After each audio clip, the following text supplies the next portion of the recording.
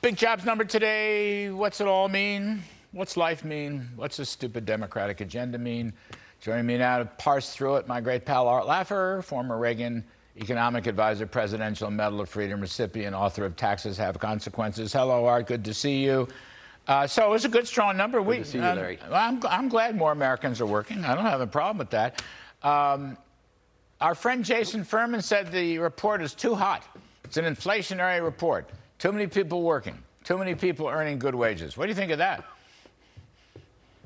Well, first place, you and Rick really pounded on us Yaleys. I mean, whoo, were you harsh on us. I got scars all over me from the last segment. I got more, seriously, more coming. I have more coming. You know, I know you do. I know you do, Larry.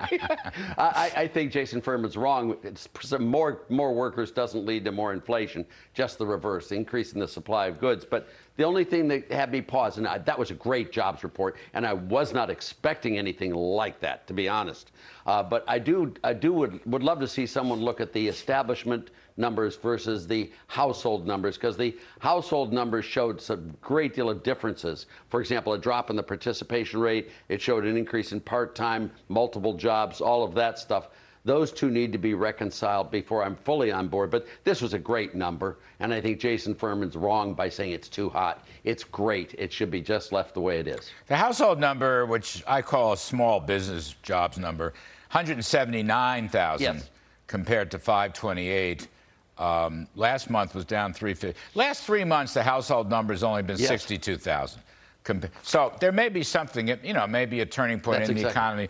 But Art, how do you see the economy now? Is there the first half of the year was negative, looked like a recession. This number did not look like a recession. How do you see this story?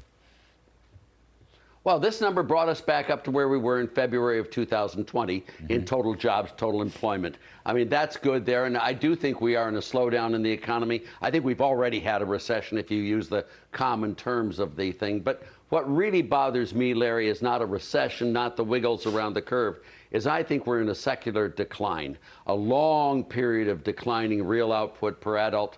And that is what really disturbs me. This bill just adds on to a whole series of spending things that have been done. We've gone from about 82% of GDP national debt to now 125, 130% of GDP, and this will just make it larger and larger and larger. This is the exact thing that happened. It's the decline of Japan, it's decline of the West, and the U.S. now is fully in that cycle. The long-term secular decline of the U.S. is my big worry, and I don't see anything going on today that changes my views on that. Yeah, I mean, this bill is just malarkey. It's nonsense. I mean, 87,000 more IRS agents. IRS agents. But what do you need? Crazy. What do you need? So I don't like long-term decline. Neither do you. So what do we need to get out of long-term decline? No, I don't. What do we need to get out of this? Well, what we really need to do is to focus on the 5 pillars of prosperity. But before we can do that, we need to get rid of this partisanship. How can every single Democrat vote for this bill and every single Republican vote against this bill? It makes no sense. It shows no independence of thought whatsoever, especially on the Democratic side. Not one of them would run their family or their individual businesses the way they expect to run the government. They think there's some new rules that go on with this. The partisanship on the side of the Democrats is astounding. And they'd rather defeat a Republican than defend America from China or from Russia. I mean, we are the arch enemy of the Democrats right today, and that really is a super big problem. We should be working together, but we're not, and they know better. You know, we're running out of time, but you remind me, the flat tax reform of 1986 was totally bipartisan.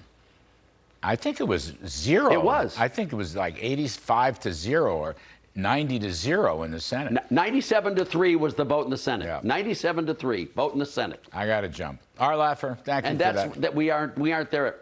No, we're not. Thank you, Larry. I Thanks very much, and thanks for the work you do. Thanks.